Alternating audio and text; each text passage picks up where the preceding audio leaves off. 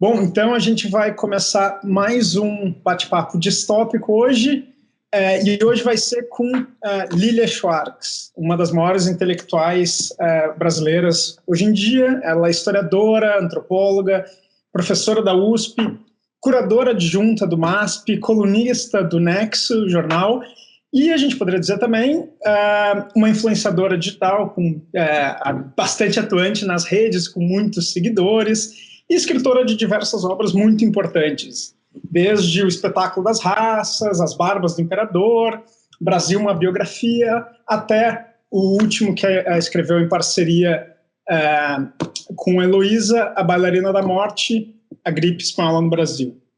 Muito obrigado por estar aqui com a gente hoje, Lilia. Então, eu queria começar com uma pergunta que eu acho que ela diz respeito assim, ao conjunto da tua obra, né? Porque ao longo dos teus trabalhos a gente vê um resgate histórico da construção do Brasil por diversos ângulos, personagens, camadas, nuances, e que eles vão trazendo à tona tópicos que, óbvio, são de extrema importância e verdadeiros eixos que vão construir o Brasil que a gente conhece hoje, né? Então, por exemplo, no Espetáculo das Raças, tu vai investigar o racismo das instituições científicas brasileiras do final do século XIX, né? Nas Barbas do Imperador, através de uma biografia do imperador, tu vai trabalhar a construção do mito da monarquia no Brasil. A longa viagem da Biblioteca dos Reis, tu constrói, na tua narrativa, tu vai passando por diversos importantes acontecimentos do Brasil colônia até a independência, né, que são permeados por jogos de poder. No Sobre o Autoritarismo Brasileiro, que é um livro que todos eu gosto muito, mas ele diz respeito muito como é pesquisa, né? Então, tu investiga as raízes desse autoritarismo, né, brasileiro, que ele persiste, ele insiste em comandar a nossa política nacional. E uma das temáticas mais evidentes, eu acho que pulsantes no teu trabalho, é a construção do racismo no Brasil, né, que é uma página que, infelizmente, ela nunca foi virada. Muito pelo contrário, o racismo, ele não só é reforçado pelas instituições que insistem em excluir negros e populações vulneráveis, mas hoje é potencializada por uma pandemia que não tem nada de democrática, que afeta os mais pobres e aumenta as desigualdades sociais, mas por um governo que nega o racismo e coloca, por exemplo, na Fundação Palmares, uma pessoa que fala que a escravidão foi benéfica e que tenta acabar com a memória da luta dos negros. Então, assim, a partir desse resgate histórico que tu faz, que tu vai trabalhando o racismo com grande força no teu trabalho, como é que a gente consegue entender, como a gente pode entender essa resistência estrutural que o Brasil tem em não permitir a emancipação cidadã dos negros e das populações vulneráveis? Bom, primeiro, muito obrigada pelo convite, é uma alegria estar aqui, obrigada pelas suas palavras.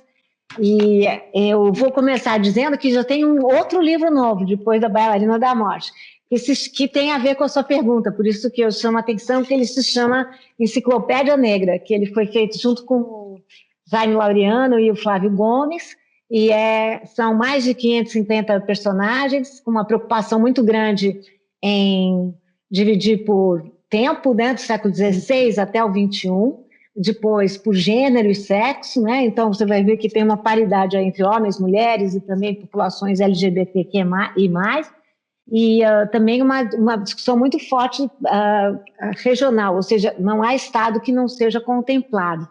Eu acho que esse último projeto é um pouco, eu começo pelo último, porque ele tem a ver, talvez, com a linha mestra, você já chamou a atenção, dos meus estudos, que de uma maneira ou de outra recai na questão racial no Brasil, né? O mestrado se chama Espetáculo em Branco e Negro e era como os escravizados e escravizadas eram representados nos jornais do século XIX em São Paulo.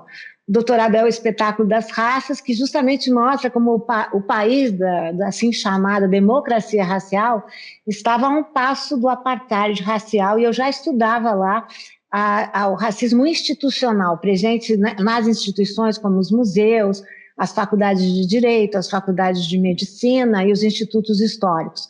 Depois, nas Barbas do Imperador, tem uma preocupação muito grande em dizer como o imperador ele tentou construir a sua popularidade muito por cima dessa ideia de um império tropical e tratou de, o segundo reinado tratou de invisibilizar as populações negras.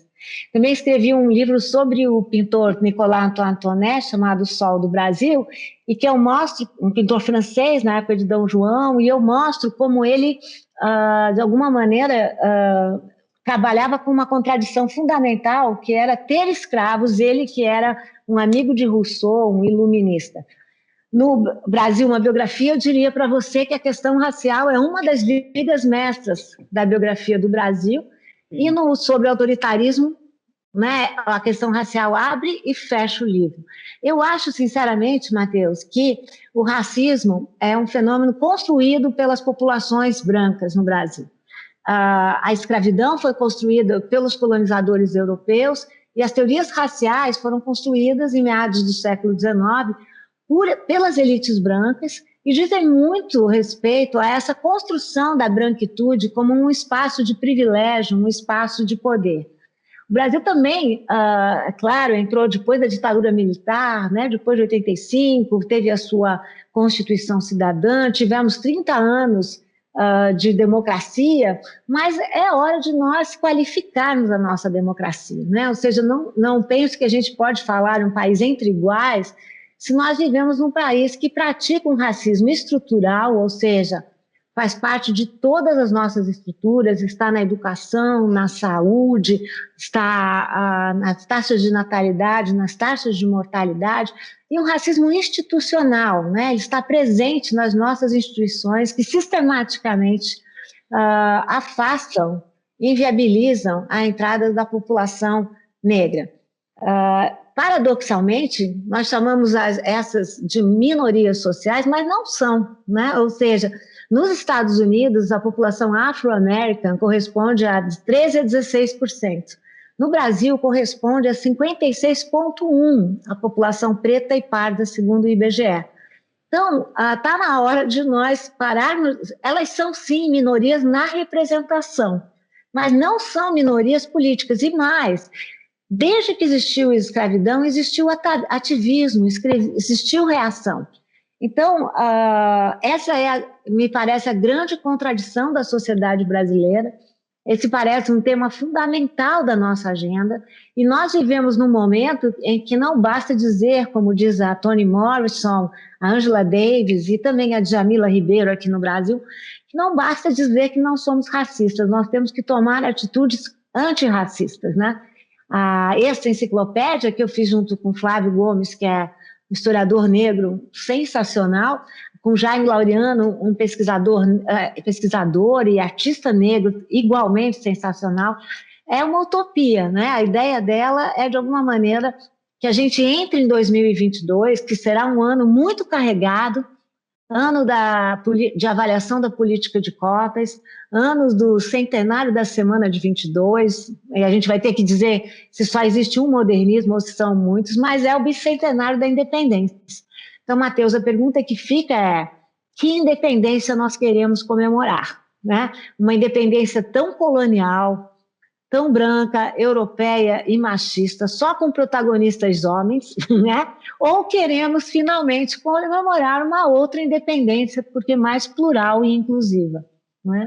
Sim, isso eu acho muito, muito importante, interessante tu mencionar a questão da independência, né, e a importância do ano que vem de uma forma geral, assim, de 22 como uma forma geral, porque essa celebração ela vai se dar no governo Bolsonaro, que eu acho que é a cristalização máxima desse Estado conservador, que eu já vi algumas vezes em outras entrevistas tu falar que a independência nos deu, ela não foi necessariamente uma independência por si só, mas um golpe de elite conservadora que nos deu de presente um Estado aos moldes europeus, né, como tu acabou de falar, branco, patriarcal, mas sem um povo.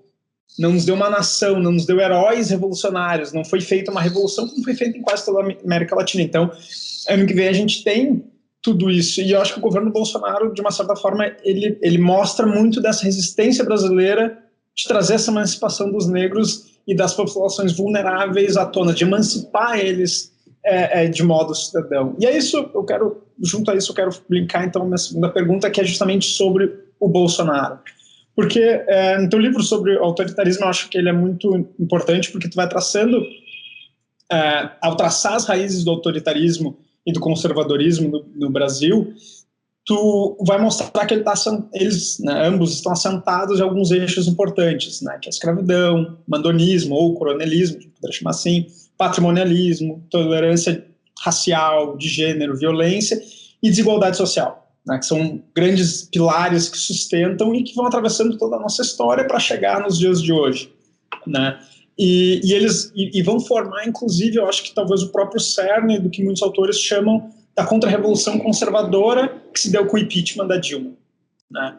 E nesse livro eu acho muito importante porque tu aborda essa onda conservadora no mundo. Tu fala do Trump, do Duterte, Orbán, e tu dá várias pistas para a gente pensar no Bolsonaro e bolsonarismo, mas mesmo sendo um livro de 19, tu acaba não te debruçando muito no Bolsonaro, né? E para mim ele traz algo que é novo ao conservadorismo nacional, me parece ser novo, porque é algo que ele não era explicitamente aceito, que é um nacionalismo extremado, que a gente pode até dizer que ele reabilita um pouco daquele integralismo esquecido, sabe, desse neofascismo verde e amarelo. Então, assim, o que eu queria te perguntar é como é que tu entende, sobre a luz dessa tua gênese do autoritarismo e conservadorismo, como é que tu entende o bolsonarismo hoje? Então, Matheus, o livro é todo dedicado ao Bolsonaro, né? Mas é claro que eu, espertamente, eu cito ele só uma vez. Sim. E eu tenho certeza de por que eu fiz isso, porque eu acho que o Bolsonaro é um sintoma. Ele não é a causa do nosso autoritarismo. Isso é muito importante para mim. Bom, o livro sobre o autoritarismo brasileiro foi considerado pela imprensa a primeira reação impressa ao bolsonarismo, à subida do Bolsonaro. Ele saiu em maio de 2019, né? E no livro eu falava dessas duas questões, né? De como uma onda autoritária havia se abatido sobre o mundo, né, e citava essa série de governadores que, na minha opinião, Matheus, eles não são conservadores, eles são retrógrados. E eu vou te falar da diferença, porque um governo conservador, se for um governo que respeita a Constituição e os princípios constitucionais, ele é até bom para a democracia. A democracia funciona melhor quando existe a diferença, quando existe o embate, não entre inimigos, mas entre adversários políticos. Qual o problema desses líderes? É que eles são conservadores. O que é conservar? O que é ser conservador? É querer conservar e voltar atrás em direitos que foram arduamente conquistados. Então, todos esses líderes são homens brancos, muitos deles com políticas contra as minorias, né? Todos eles se valeram fortemente da tecnologia, né? Ou seja, eles não se propõem a fazer um diálogo com as suas respectivas nações, eles falam diretamente com a sua bolha, né? E são governos populistas. Em que sentido? Eles gostam de transformar questões complexas em questões muito simples e por isso abusam das fake news. A gente sabe muito bem, Matheus, que falar a verdade é complicado. Implica em explicar muito, em dar muitos argumentos e usar muitas fontes. Falar mentira não é fácil, porque você diz exatamente o que seu público quer ouvir, rápido, acabou, ninguém precisa de mais explicação. Então, para mim, esses são governos são populistas tecnocratas. Mas o que acontece no Brasil? Por que eu queria estudar Brasil, né? Porque quando a gente personaliza a discussão, a gente fulaniza a questão, a gente coloca toda a culpa no Bolsonaro, que é o que a gente está vendo agora acontecendo no Brasil, né? Os ratos todos saindo do porão, né? Ou seja, as pessoas, por exemplo, agora tivemos um manifesto dos presidenciáveis à democracia. Ora, esses presidenciáveis deveriam dizer também qual foi o papel deles, e cada um deles teve o seu papel para que Bolsonaro fosse eleito, né? Então, é muito fácil você, de repente, fazer o papel de grande protagonista da democracia, quando nós precisamos avaliar por que boa parte dos brasileiros votaram em Jair Bolsonaro, sabendo que era Jair Bolsonaro. Jair Bolsonaro se elegeu como um representante da antipolítica, mas não havia pessoa mais política do que ele. Ele atuava há 27 anos como deputado federal. Os seus 3 filhos, zero qualquer coisa, eles atuavam também na política, como deputados federais, agora senadores e vereadores. Então, para aqueles que disseram que se enganaram, gente, todo mundo sabe. Se tem uma coisa que a gente tem que considerar, é que quem votou em Bolsonaro sabia o que era Jair Bolsonaro e o que ele representava, em termos de uma visão retrógrada. E estamos falando de um país, como já conversamos na primeira resposta, muito racista, de um país muito misógino, de um país, enfim, que não admite que apareçam no cenário as populações, os novos agentes sociais que surgiram nesses últimos 30 anos. Eu me refiro às populações negras, às populações LGBTQI+, às mulheres, aos quilombolas. Basta ver o que Bolsonaro fala de cada um desses segmentos sociais. Que grupo é esse? É um grupo que sempre existiu, um grupo autoritário que sempre existiu, mas que toma forma a partir de 2016. 2016 é um ano emblemático, é o ano da eleição de Trump, é o ano do Brexit, só para ficar com 2 exemplos, e é o ano do golpe contra Dilma Rousseff. As pessoas que estão me ouvindo, você podem ser contra, podem ser a favor, eu fui contra, acho que foi um golpe, mas o que ninguém há de negar é que o impeachment da presidente Dilma destampou a democracia no Brasil. E surgiram essas pessoas que sempre existiram, que foram às ruas. Nós não notamos isso, mas existiam nas avenidas, num primeiro momento, 2 avenidas que não bifurcavam. Então, essa polarização, esse ódio, foi muito importante para entender o fenômeno do bolsonarismo. Então, para mim, não é só Jair Bolsonaro, é tudo que vem junto. É esse fenômeno do bolsonarismo, que é caracterizado, sobretudo, por esses 30% da população brasileira, que, em momentos de eleição, foram mais do que 50%, porque ninguém pode negar que a boa parte desses líderes foi eleito democraticamente, o golpe vem logo depois, né?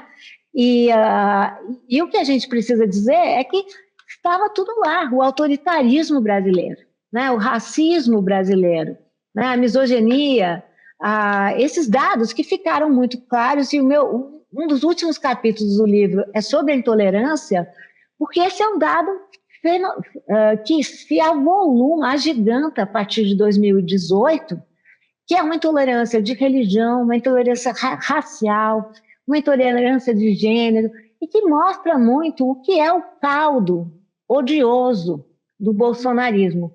Mas é importante a gente não se enganar, não é só Jair Bolsonaro, porque os brasileiros com frequência fazem isso, né? Votam e no dia seguinte já falam, não sou eu. Mas como?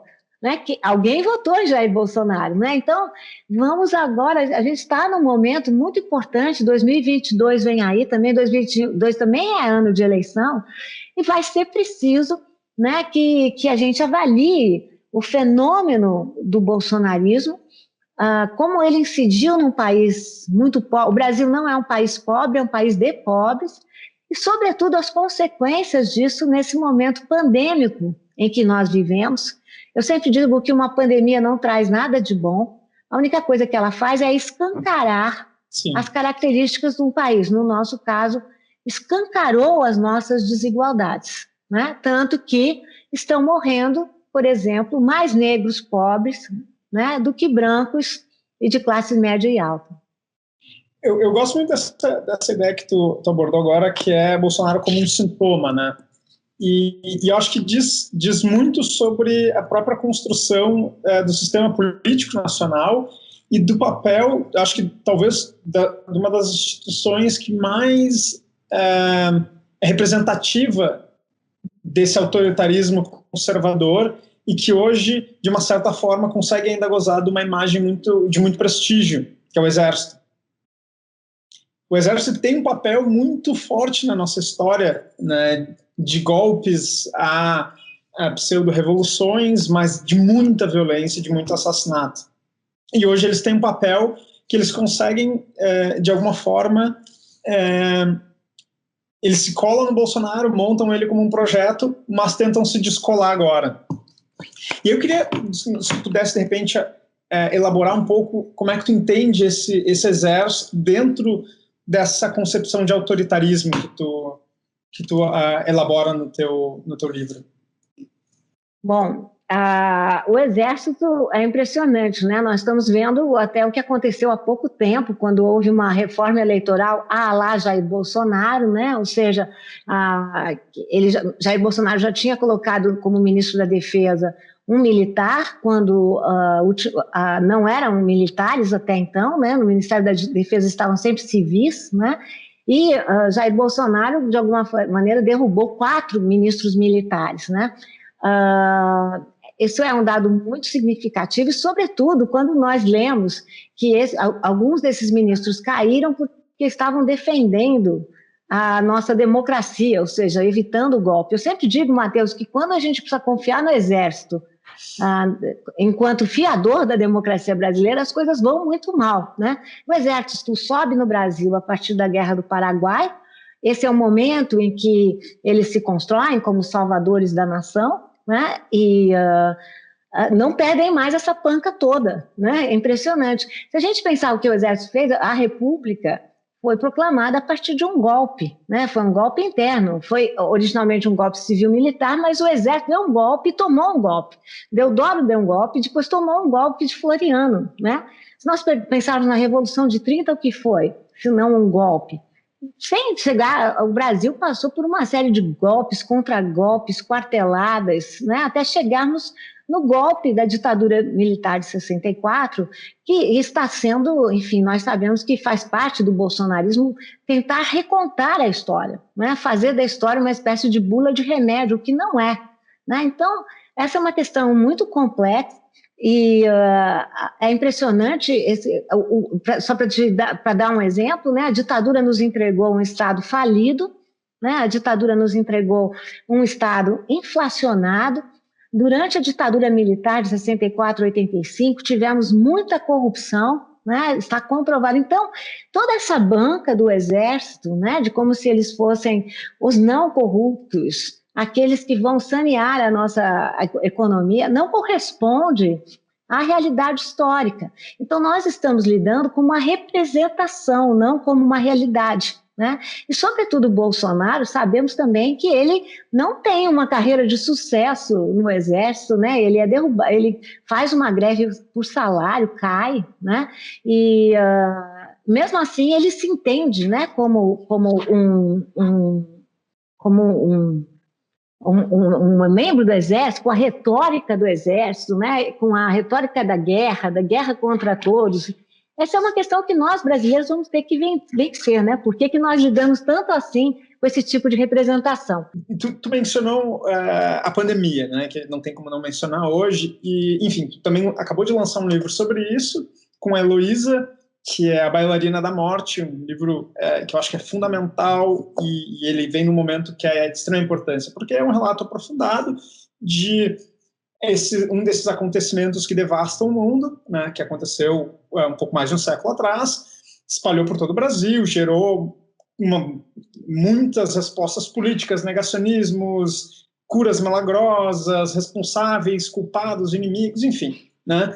E acho que o paralelo que a gente pode traçar com a pandemia, ele é inegável, porque são 2 pandemias, são doenças, são gripes, né? Então elas partem mais ou menos de uma lógica um pouco parecida, e óbvio, elas acabam trazendo também, não só, o paralelo não é só feito biologicamente, mas eu acho também ele pode ser feito de forma política e econômica, com as respostas que elas trazem, com as crises que elas geram, né? E óbvio, a primeira coisa que me veio à cabeça foi aquela famosa frase do Marx, que a história vai se repetir, a primeira como tragédia, a segunda como farsa, né? É como se a gente não tivesse aprendido nada.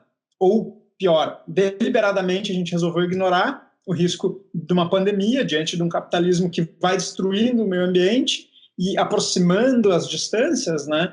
E ignorando riscos e efeitos econômicos. Então, assim, traçando um paralelo, eu queria que, se a gente conseguisse, né, tu conseguisse fazer esse paralelo com as respostas do Bolsonaro ou do governo nacional diante a pandemia da Covid com o que foi feito na gripe espanhola naquele momento? Bom, eu acho que a primeira vez é uma tragédia, a segunda vez é uma tragédia, né, no caso da pandemia e da epidemia. O Brasil foi alcançado pela epidemia de 1918, na segunda onda dessa grande epidemia. Em 1918, tudo chegou como um susto, impressionante. O Brasil tinha notícias de que estava ocorrendo na Europa uma grande epidemia, mas achava que não ia chegar, né? Claro que chega, né? E ela chegou de navio, a pandemia essa vez chegou de avião, naquela circunstância chegou de navio, e ela chegou, foram vários navios, mas o mais conhecido é o navio Demerara, que aportou totalmente, com a tripulação totalmente contaminada, contaminou Recife, Salvador, Rio de Janeiro. O Rio de Janeiro veio para São Paulo, interiorizou, foi para o Rio Grande do Sul, passou por Santa Catarina, matou a população indígena de Roldão, no centro, e depois foi para o norte, Belém, Manaus, e foi um desastre, né? A coincidência terrível é que Manaus foi fortemente tomado em 1918 e agora aconteceu novamente. A diferença, eu diria, entre 18 e 2020 é a diferença na sociedade civil. Uhum. Em 1918, houve governo, por exemplo, no Rio Grande do Sul, né, que é o governo que adiou a eleição, não falou da pandemia até as eleições. Houve governo que tentou ao máximo, né, dizer que não era nada, que não ia contaminar. Mas o que a gente viu rapidamente é que, se a negação é um fenômeno normal, né, ou seja, nós somos uma sociedade criada para um corpo saudável, né, e a nossa primeira reação é de negação. A segunda atitude não foi de negacionismo, né, como nós estamos vendo em 2020 e 2021. Naquela época, Matheus, as escolas fecharam, os hospitais fecharam, as igrejas fecharam, os clubes fecharam, o comércio fechou. E o que a gente viu é que as igrejas fecharam em 1918 e só abriram como hospitais de campanha. Muito diferente do que está acontecendo agora com essa briga das igrejas para manterem as portas abertas, né? Os clubes fecharam e só abriram para atuar como hospitais de campanha. Não houve, a sociedade civil pressionou no sentido de manter fechado, né? O caso de um cinema em Belém que queria manter abertas as portas, a população foi lá e fechou, né? E além do mais, as autoridades, os políticos, não foram atrás de placebo.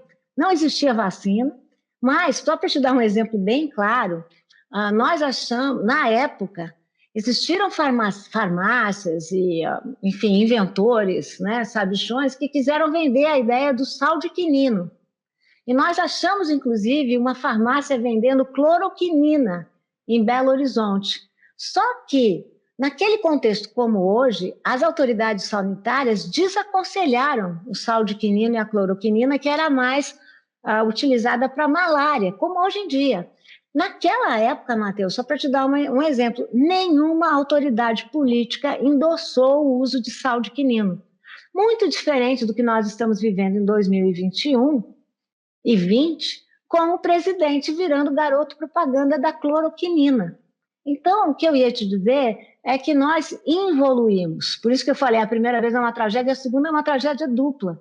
Porque vários dos ganhos que nós vimos em 1918 e que talvez fizeram com que a gripe espanhola fosse mais ligeira, muito mais ligeira, nós não estamos experimentando agora, em 2020 e 2021, com a população recusando o lockdown, com a população acreditando em tratamento precoce, tomando cloroquinina, que é ruim para o organismo. Então, enfim, é um caso claro e clássico de involução.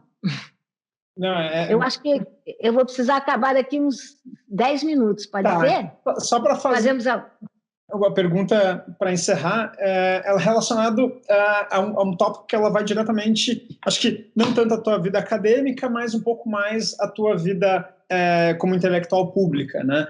Porque, enfim, hoje a gente vive um ambiente muito acirrado de disputas de narrativa, né? Que se espalhou pela rede e criou o que muitos chamam de cultura do cancelamento, né? Que virou um cavalo de batalha na retórica da direita.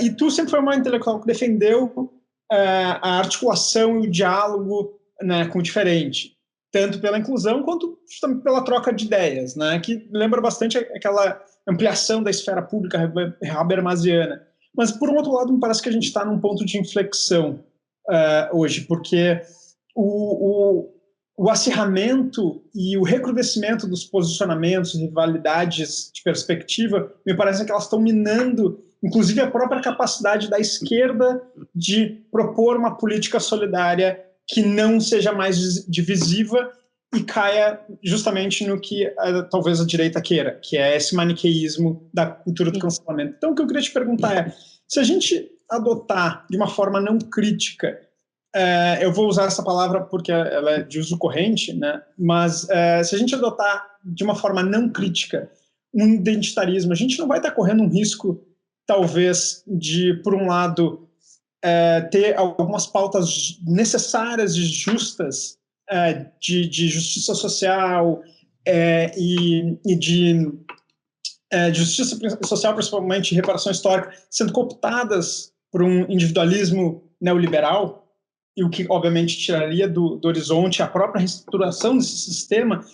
E eu acho que um outro risco seria, talvez, o identitarismo se tornar uma estratégia de discurso para grupos privilegiados se colocarem como inclusivos e não fazerem aquela crítica estrutural. Então, assim, como não, Matheus, essa questão? Eu acho o seguinte, eu acho que são duas questões diferentes, né? Durante muito tempo, as esquerdas também disseram que não era possível falar dessas questões chamadas de identitária, eu não concordo com esse termo, né? Porque isso partia o partido. Mas a gente não prestou atenção de que o partido era eminentemente masculino, branco e muito colonial. Então, eu acho que a agenda dos movimentos sociais, eu prefiro chamar dos movimentos sociais, foi fundamental para a esquerda se reinventar. Assim como a direita tem que se reinventar, a esquerda também tem que se reinventar. Eu acho que nós vivemos num momento em que ficou muito claro, nós começamos a falar sobre isso, não é? Como não dá mais para a gente fazer um discurso da branquitude como se fosse um discurso acima de tudo e de todos. Isso é impossível, não dá mais. Uma branquitude que é muito masculina e que é muito europeia, né? Então, acho que o discurso das minorias, desses novos agentes sociais, veio sim questionar esses grandes modelos. Agora, existe um outro problema aí que está dado. Na história do Brasil, a direita sempre fecha junto. A esquerda, Matheus, historicamente, sempre divide. Ela não precisa dos, assim, alcunhados, porque eu discordo desse nome, de identitarismo para dividir. Não precisa. A gente sabe que não precisa. A esquerda parte sem isso. Então vamos parar com essa coisa de que o problema é o identitarismo. Não é, o problema é a esquerda que não sabe formar frente. Eu acho o seguinte, e concordo muito com o que diz o Marcos Nobre, o sistema brasileiro eleitoral permite que tenhamos vários partidos se apresentando no primeiro turno. Acho que aí é hora da gente votar em quem a gente quer. Também temos essa possibilidade de votar nos deputados federais que queremos, nos vereadores e nos deputados estaduais. Segundo turno, porém, não é cardápio à la carte. Segundo turno é cardápio fixo, é aquela coisa de avião. Te oferecem assim, você quer peixe ou carne? Não adianta você dizer, eu quero macarrão. Né? E qual é o problema quando nós chegamos no segundo turno? A esquerda divide, gente. Né? Então, a gente precisa aprender a formar a frente democrática. Como diz Alberto da Costa e Silva, que é meu grande mestre, frente a gente faz com o inimigo. Frente a gente faz com o adversário político. Né? E enquanto a esquerda continuar com esse falso purismo, porque eu acho que é falso, nós não vamos conseguir formar frente. E eu tenho muito medo, Matheus, com o que vai acontecer em 2022. Porque a direita vai fechar junto novamente. E a esquerda vai partir novamente. E a escusa do identitarismo não passa de uma escusa, porque o grande inimigo da esquerda, muitas vezes, é a própria esquerda, Sim. que é também sectarista. Então, eu acho que são duas questões distintas e que a gente tem que aprender a não criar um adversário aí onde não existe. Eu acho que os discursos das minorias são discursos progressistas, basicamente progressistas. Eu aprendo muito com eles, né? E acho que a gente precisa, as esquerdas vão aprender a entender que não existe política maior e política menor. Com licença, nós estamos no século XXI, né? Não sei se estamos, mas queremos estar, né? Então é hora de aprender, Matheus, e acho que são questões distintas, na minha opinião. E a esquerda precisa aprender a incluir e dividir e escutar mais, né, sobre essas novas pautas, que são pautas que vieram para ficar e que nos farão melhores, porque nos farão mais plurais, mais divididos, e quanto mais plurais nós formos, melhores nós seremos. Com certeza, tomara que sejam pautas que a gente consiga levar adiante, né? Que elas não virem cavalo de batalha da direita de novo, né? Falando em escutar, eu queria agradecer muito pela tua participação conosco, foi um prazer te escutar, uma aula maravilhosa, muito obrigado. E então, deixar um tchau aqui para ti em nome da Distopia. Muito obrigado. Obrigada a você, obrigada à Distopia, uma alegria conversar aqui contigo, eu que agradeço.